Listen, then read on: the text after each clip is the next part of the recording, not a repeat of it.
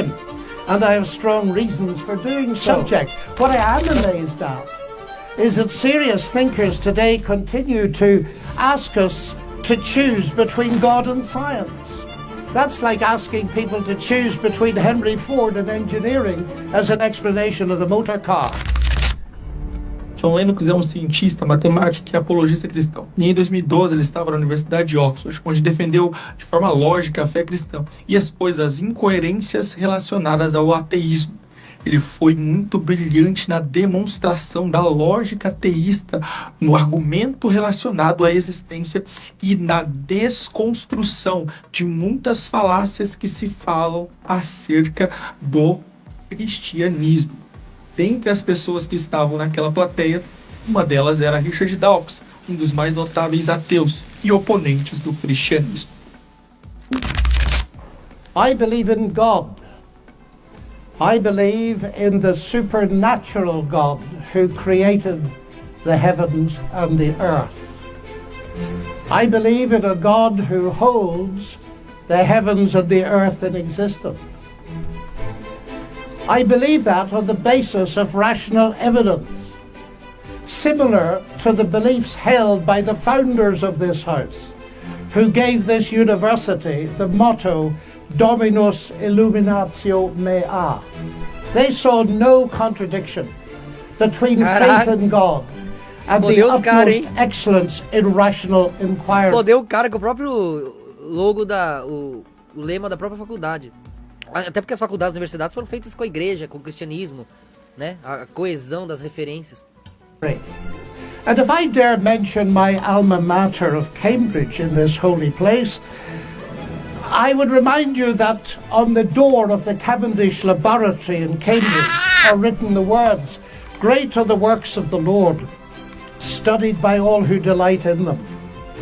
And as we look at the rise of science in the 16th and 17th centuries, Alfred North Whitehead and many others commented that men became scientific because they expected law in nature, and they expected law in nature because they believed in a lawgiver. So, ladies and gentlemen, I'm not ashamed of being both a scientist and a Christian, because arguably Christianity gave me my subject. I'm amazed at is that serious thinkers today continue to ask us to choose between God and science. That's like asking people to choose between Henry Ford and engineering as an explanation of the motor car. When Newton discovered his law of gravity, he didn't say, I've got a law, I don't need God. No, he wrote the Principia Mathematica, arguably the greatest work in the whole history of science. Because he saw that God is not the same kind of explanation as a scientific explanation. God doesn't compete. Agency does not compete with mechanism and law. Why is there something rather than nothing? Alan Sandage, the brilliant cosmologist who became a Christian in his 50s, said God is the answer to that question. But people are now so desperate to show that the universe created itself from nothing, which seems to me to be an immediate oxymoron. If I say X created Y, I'm assuming the existence of X to explain the existence of Y. If I say X created X, I'm assuming the existence of X to explain the existence of X, which simply shows that nonsense remains nonsense even if high-powered scientists utter it. It reminds me a little bit of J. Chesterton, who said, "It is absurd to complain that it is unthinkable for an unthinkable God to make everything out of nothing, and then to pretend that it is more thinkable that nothing should turn itself into everything." The heavens declare the glory of God, says the ancient psalm. And we've unraveled a bit of that, seeing the fine-tuning of the fundamental forces of nature. It's something that's so striking to scientists that it demands explanation. And it seems to me that Arno Penzias hit it right. He is the Nobel Prize winner who discovered the microwave background on which a lot of the evidence for the Big Bang is based. He said astronomy leads us to a unique event. A universe which was created out of nothing, one with the very delicate balance needed to provide exactly the right conditions required to permit life, and one which has an underlying, one might say, supernatural plan. But I want to come to what I think is one of the fundamental arguments for theism. I take it this house believes in reason. That's why we're all here. And as a scientist, I believe that the universe is rationally intelligible. That is something that has struck some of the geniuses of science as demanding an explanation. Einstein said the only incomprehensible thing about the universe is that it's comprehensible. And Wigner talked about the unreasonable effectiveness of mathematics. How is it that a mathematician thinking in her head in here can come up with equations that seem to fit the universe out there? Well, how is it indeed? Because the irony of the eighth... É engraçado que todos eles negligenciam o observador, né? Eles ficam, o universo tá lá, ó. Ah, eu achei coerência, olha lá a coerência, olha lá, ó, o sólido, olha o líquido, olha o gasoso lá. Eles esquecem que o sólido e o líquido gasoso depende deles. Eles esquecem que o que eles estão observando é em comparação à sua própria densidade. Se você não tivesse essa densidade, a água não era água. Porque você só chama de água devido à sua velocidade molecular em relação ao sólido e em relação ao gasoso, que é comparado a você. Esses cientistas esquecem de si próprios quando eles estudam o universo. E é ridículo. É lógico que você vai achar coerência, porque você é a coerência observando e procurando os seus ângulos correspondentes, para fazer sentido. Você só vai aceitar se fizer sentido para você. Então você é o filtro, a definição do que é possível encontrar. Por que é tão difícil eles entenderem isso, velho? Position here is evident. My atheist friends, and I have many of them, tell me that the driving force of evolution, which eventually produced our human cognitive faculties, reason included, was not primarily concerned with truth at all, but with survival. At all. And we all know, ladies and gentlemen, what has often happened and still happens to truth when individuals or commercial enterprises or nations feel themselves threatened and struggle for survival. Leading philosopher Alvin Plantinga of Notre Dame says if atheists are right that we are the product of mindless, unguided natural processes, then they have given us strong reason to doubt the reliability of human cognitive faculties, and therefore inevitably to doubt the validity of any belief that they produce, including their atheism. Their biology and their belief in naturalism would therefore appear to be at war with each other in a conflict that has nothing at all to do with God. Yet my atheist friends still insist that it is rational for them to believe that the evolution of human reason was not directed for the purpose of discovering truth. And yet it is irrational for me to believe that human reason was designed and created by God to enable us to understand and believe the truth. Curious logic. By contrast with that, biblical theism asserts that ultimate reality is personal and intelligent, and the reason science works, and this was the motivating force that drove the great pioneers of science, is that the universe out there and the human mind in here that does the science are ultimately the product of the same intelligent divine mind. Human beings are made, we are told, in God's image, and that means that science can be done. That makes infinitely more sense to me as a scientist than atheism does. Now let me come briefly to ethics. Ethical behavior, like rational behavior, of course, does not itself require religious belief. This is consistent with the fact that humans are created in God's image as rational moral persons. But just as I suggest that rationality cannot be explained without the existence of God, so I dare to suggest that the existence of morality cannot be explained either. As modern science sprang from Judeo-Christian sources, so did the concept of human equality. Listen to atheist Jürgen Habermas, arguably one of Germany's leading intellectuals. He says that universalistic egalitarianism, from which sprang the ideals of freedom and a collective life and solidarity, the individual morality of conscience, human rights and democracy is the direct legacy of the Judaic ethic of justice and the Christian ethic of love. O que a gente falou agora há pouco, falei isso agora há pouco, né? O ateu lá. Tirando que não é judaico-cristã, eles gostam de falar judaico-cristã. A moral judaica é pedrada na fuça! Entendeu? Perdão, misericórdia, recomeço. É moral cristã.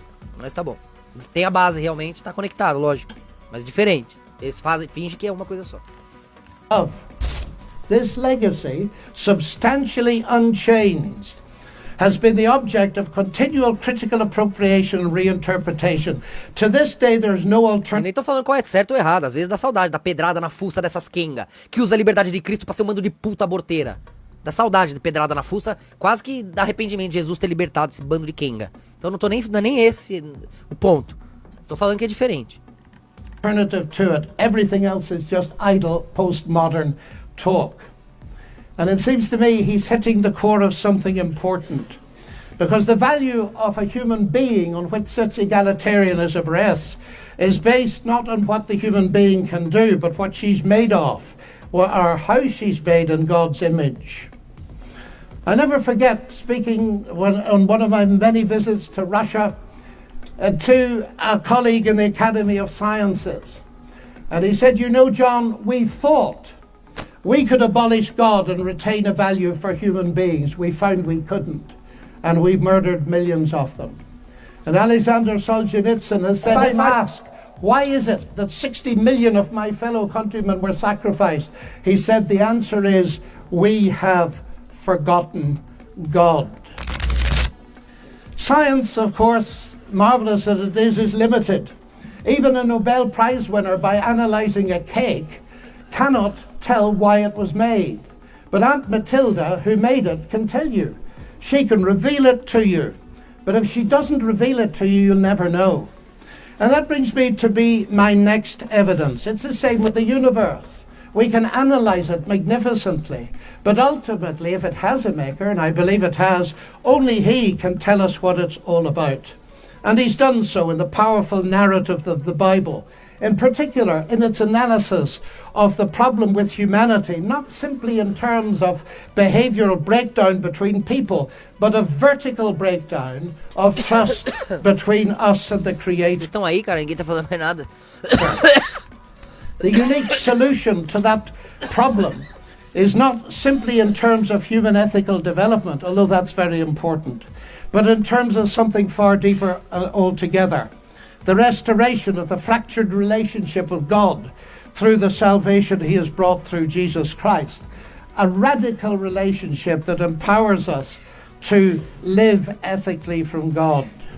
And here we reach what for me is the chief evidence, not only for the existence but the nature of God. It is Jesus Christ. He it was who not only taught the golden rule but embodied it, fed the hungry, healed the sick and suffering, and welcomed society's outcasts, brought honour and respect to the marginalised and ashamed. And he's brought forgiveness and peace to multi-millions around the world. He's able to do this, of course, because though he was a man, he uniquely never was only a man, but God become human. The central evidence for this startling claim is, of course, his historical resurrection from the dead that launched Christianity in the world. This is, of course, ladies and gentlemen, a crunch issue. If Jesus rose from the dead, death is not the end and atheism is false. If Jesus did not rise from the dead, Christianity is false. And I remember at Cambridge as a student listening to the brilliant Sir Norman Anderson, a legal expert, going through forensically the evidence from his legal perspective as a brilliant lawyer. And he said at the end of it, the tomb then of Jesus forms a veritable rock on which all rationalistic theories of the resurrection dash themselves in vain. Just finally now, as I read the Bible, I do not only find intellectual satisfaction, but I find a great deal of that. I sense the voice of God speaking to me. You say that's intensely personal. But ladies and gentlemen, we've been asked tonight about belief in God. And I want to strongly emphasize that God is not a theory, he's a person. And if the origination of me qua person is a personal God, then the most exciting thing really is there a possibility of getting to know God? Because of Christ dying and rising again for me. And that has generated in me a sense of utterly unmerited forgiveness, acceptance and peace. That has enabled me to face the ugly side of my own nature and with God's help to do something about it. But it's enabled me to face something else. the hardest problem I face as a Christian Velho debulhou, is né? the problem of evil and pain. My niece getting a tumor at 22 that kills her. What do I say to my sister? And this is the hardest problem we face. But it seems to me that atheism here has no answer. Because by definition, atheism believes that human death is the end, so there is no ultimate hope. But you see, ladies and gentlemen, we could stay here till midnight and beyond arguing, as has been done in this university for centuries, what a good God should, might, would, could, if not, possibly might, just could he not have done, and we'll get nowhere. So it seems to me there's another question we can ask, and it's this. Granted that life is presented E a gente tem with... que lidar com cada argumento de idiota, né? O argumento dos caras é, se Deus existe, por que tem o mal? Verdade, hein? Deus existir só ia ter o bem. Ninguém nem saber o que é o mal. Portanto, não é nem saber o que é o bem. Porque o bem é o contraste do mal. O bem é o alívio de quem sofreu. É uns argumentos de louco, de criança, né? Não dá nem pra gente amaldiçoar. Tá louco. Porque Deus deixa a gente livre pra criar o contraste, então Deus não existe. Se Deus prendesse todo mundo, escravizasse todo mundo, ninguém ia saber o que é o mal. Aí isso faz sentido pra eles. Meu Deus! É insano, insano o nível de ignorância. with a double picture. We see some beautiful things. We see some ragged edges. We see hurt and pain, and we see joy. How can we come to terms with that? Esse velho não é só gênio, como ele é corajoso. Porque ele tá numa universidade falando uma pá sobre Deus pra uma pá de ateu, velho. Os mais inteligentes do mundo. Imagina. Ele tá arriscando a moral dele. And it seems to me here is no simplistic answer, but a window into an answer, and it's this. If it is actually true that Jesus is, as I believe him to be, the Son of God, then we can ask the question, what is God doing on a cross? And the answer comes back at the very least. God has not remained distant from our human suffering, but has become part of it. And the other side of that is this, because Jesus rose from the dead, he is going to be the ultimate judge. Now here's an irony, because atheism has no ultimate hope of justice by definition. The vast majority of people in the history of the world have died without justice and will die without justice. And if death is the end, then of course they have no hope of ultimate justice. But the promise in the New Testament, guaranteed by the resurrection of Jesus, is that he is to be the judge in... E o que eles não entendem sobre a vida e a morte é sobre a consciência. Você não tá parado em lugar nenhum. Sua consciência é uma perspectiva, um ponto de vista que vai viajando pelos momentos, certo? O que você é agora já girou. Tá, átomo, mineral ali, vegetal, animal, tudo girando, reciclando. A sua consciência tá percorrendo esse chão mineral, vegetal e animal. Então você tá bem agora. Daqui a pouco você tá triste, daqui a pouco você tá feliz, daqui a pouco você tá com sono, daqui a pouco você tá acordado, daqui a pouco você tá fazendo xixi. Você tá se movimentando pela estrutura, pelos momentos. Correto? Então, o seu eu, o que você chama de eu, ou qualquer um outro que você chame, que você defina, ele é um momento, uma soma de momentos nessa espiral do tempo. De tal ano a tal ano, naquele ambiente, aquela consciência acumulou aquelas referências para ser o que você chama de eu, ou de ela, ou de ele, certo? O indivíduo, ele é uma soma de momentos, de tal tempo a tal tempo, em tal lugar. Então, cada indivíduo é um XY no espaço-tempo, que nem uma tabela do Excel. XY, você acha lá qualquer quadradinho no mapa. Espaço, tempo. Então, o que nós chamamos de indivíduo, uma vez que ele é inegavelmente uma comunhão de momentos, ele está mais como um viajante nessa sequência de situações do que como um eu sólido, por definição. Compreende? Isso é um fato que nenhum religioso, nenhum ateu vai ter dificuldade de encarar. O que isso significa? Que cada pessoa que a gente chama de vida, ela está em algum momento desse circuito, desse autorama. De tal momento a tal momento, aquela pessoa habita ali naquele lugar, naquele espaço-tempo. Ela é aquele momento, já que a consciência ela está viajando pelo tempo, é possível, com a nossa tecnologia, dominando a cognição, dominando os átomos, a forma como interpretamos as vibrações das camadas atômicas. Esse é o reino quântico, tá? O reino dos céus. Então ali nós criamos a matéria. A gente pensa, a gente forma, a gente faz. Ali qualquer situação é um XY no espaço-tempo. Então nós podemos alcançar tal pessoa. Eu tenho saudade do meu vô. Eu sei que do ano que ele nasceu até o ano que ele morreu, naquele ambiente, aquele momento, aquela soma de referências, naquele mundo, onde não tinha Uber. Não adianta você quer trazer ele aqui com o iFood. Não tinha na época do meu vô. Se meu vô pedir um iFood, não é meu vô. Meu vô não sabe o que é o iFood. Entendeu? Se aquela pessoa, ela construía casas de palha, casas de madeira, que não tem mais. Mas aquela pessoa é aquilo. Aquela pessoa amada fazia aquilo naquele lugar do tempo. Então quando você pensa em alguém, trazer alguém de volta para a vida, você vai trazer um momento que não vai se encontrar aqui. Ele vai olhar ao redor e falar, caramba, não sei existir aqui. Não tem mais telefone aqui? Não tem mais carta? Aquela pessoa não é a mesma, ela fica louca. Porque ela é aquele momento.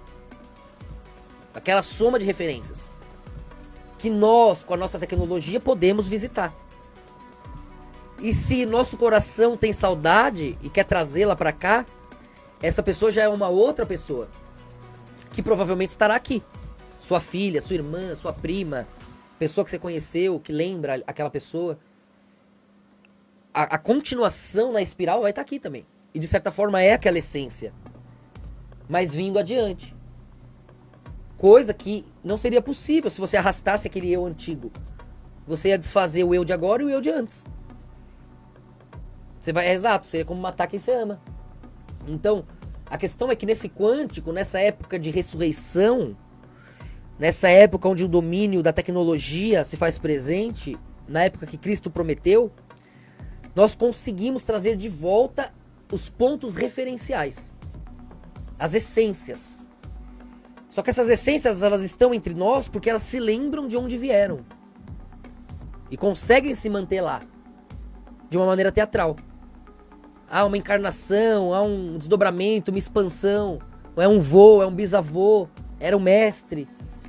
Mas você vai ter aquela experiência cognitiva, você vai saber que está em você. Pode ser geneticamente, espiritualmente, mas de forma consciencial, né? Então, exato, de lá pra cá é isso. Essas pessoas alcançando aqui, somos nós tendo a capacidade de visitá-las. E, portanto, eternizá-las. Porque elas foram os degraus que nos trouxeram até aqui. E que se você tirar de lá, não tem como chegar. Entende? The coming day. Então essa ressurreição é mais sobre isso. Sobre você voltar conscientemente ao seu eu aqui, eterno diante da verdade absoluta. Ó, entendi o eterno, entendi o tempo. Tudo é átomo, vermelho lento, azul rápido, os dois juntos violeta, a luz renasce aí, você ilude velocidade e define o antes e o depois, mas os dois se encontram naquele que experimenta o tempo e é eterno. Você entendeu o mapa? Entendeu? Esse é o átomo. Entende? Isso aí, beleza. Agora, você tem toda a experiência binária que te faz compreender como você foi capaz de entender isso. Graças ao meu pai, graças ao meu avô, graças à minha genética, graças àquele que eu conheci na rua, graças a quem me ajudou naquele momento. Você é essa soma de encontros de consciência. E é nesse nível que coexistimos, que coabitamos, cada um num momento do tempo. E que no eterno podemos alcançar. Olha aquele senhorzinho naquela rua. Olha como ele chegou aqui, ó. Olha eu lembrando dele e visitando ele lá, voltando lá, pela minha memória. Pra eu ser quem eu sou, tenho que lembrar daquela experiência. E por isso ele é eterno em mim. Então quer dizer, aquele laranja lá, no fim, chegou aqui no laranja central. Olha quantos laranjas lá, quantos amarelos, quantos verdes. Quantas cores se fracionando no degradê do absurdo do vazio. Mas quando essas referências vão se encontrando, elas vão chegando na coesão central. E no fim, todos os laranjas ali eram laranja central. Mas ainda assim ele sabe a diferença de um para outro, porque ele estava lá. Ele sabe a diferença daqueles para si mesmo, embora seja ele. Os tons se fazem presentes na nossa memória e se eternizam em paralelos limitados diante do nosso complemento eterno. A luz completa com todos os tons se lembra cada vez mais de cada um dos ângulos. Ela não se esquece porque virou uma. Ela se lembra para ser uma. Se lembra que é várias. Se lembra da união, da justiça, da coesão de ângulos. Assim é um reino também. Ladies and gentlemen, those are some of the reasons why I believe that God is real and worthy to be trusted. Thank you. Muito bom, esse velhinho destruiu. Muito bom.